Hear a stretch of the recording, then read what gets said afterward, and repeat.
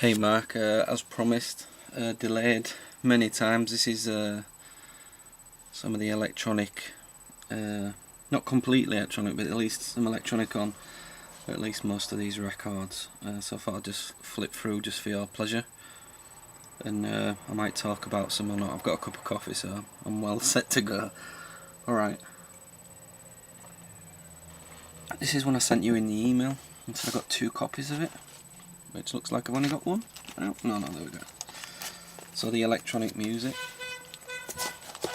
the Tom Disavelt and the Kid Balton classic. So like I say, I'll put one of them aside for you, but it's very, can you see that?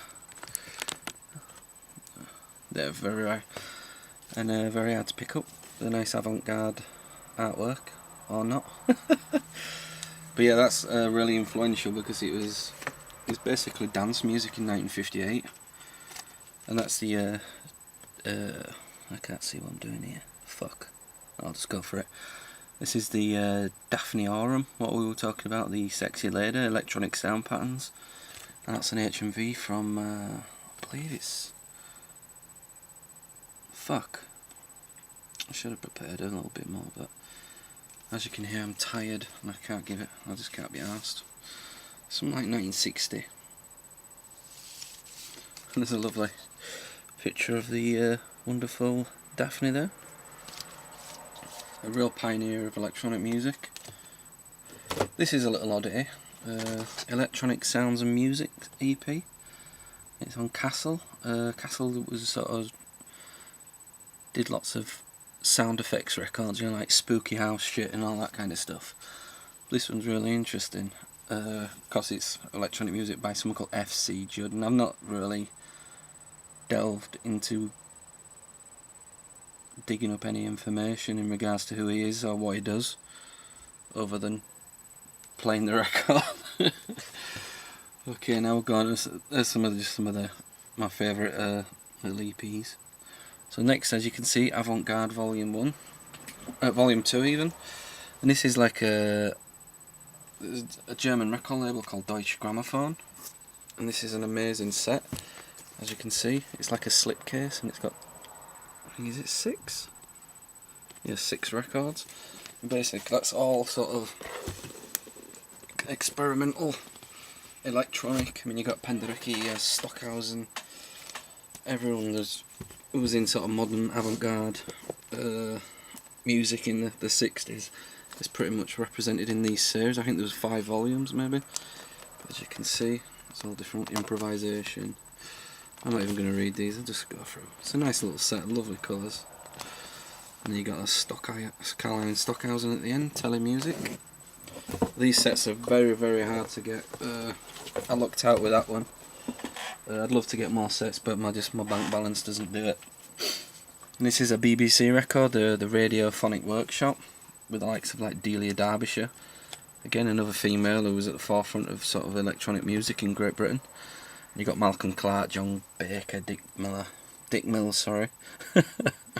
Dick Miller, wasn't he in the B movies? All these, like, Bucket of Blood and stuff. Anyway, yeah, and you got Glynis Jones and stuff. And this is a really good introduction into the BBC Radiophonic Workshop stuff. They did famously the Doctor Who theme, but it's really good and it's quite easy to track down. Next up is on the old RCA Victrola label. This is called New Music, and this has got Stockhausen and Penderecki, 2 of my favourite avant-garde composers, and it's what got me into them. But there's also Pizzone and Brown and Modena, and this is just wonderful sort of avant-garde stuff. There's lots of electronic symphony stuff, and just challenging music rather than your just typical crap that's knocking about. So now I don't know where I'm going to put all these records. Fuck. Sorry Mark, I haven't really prepared this that well. This is a really interesting label. This is Wergo, and it's a German label. It's Stockhausen, again it's Contact. I've got another pressing of this, but this label, just the pressings were immaculate, and they're really, if I could speak German. In fact, I think yeah, this is a Japanese version of which it comes with a little insert. You were on about about a read Korean earlier today. So as you can hear, I've redone this video about 30 times. I just thought I'd do it like this because I can't be fucking bothered to edit it. I ain't got the time. Okay, we've got Stockhausen again. This is on Vox. It's from mid-60s, I believe, and it's Procession. And this is fantastic. It's amazing. I like Stockhausen. I like anything he does, even if it's not electronic. I mean, I think he's even had violin players in fucking helicopters. So you can tell where he's coming from. Again, the pretty standard Stockhausen electronic music on Deutsche Grammophon again. Wonderful label. Here we go, and I told you, I know I like multiples. This is Possession, but I just love how fucking psychotic he is on that sleeve. Look at that. I do electronic music! Here's a nice little record. Tim Souster, again, a British composer. This is called Sweet Dreams, or Sweet Dreams as it's wrote on there. This is like a gatefold sleeve. It looks like a big badass fucking Hell's Angel biker, but he works with like tape delay systems, fucking all sorts of spectral shit.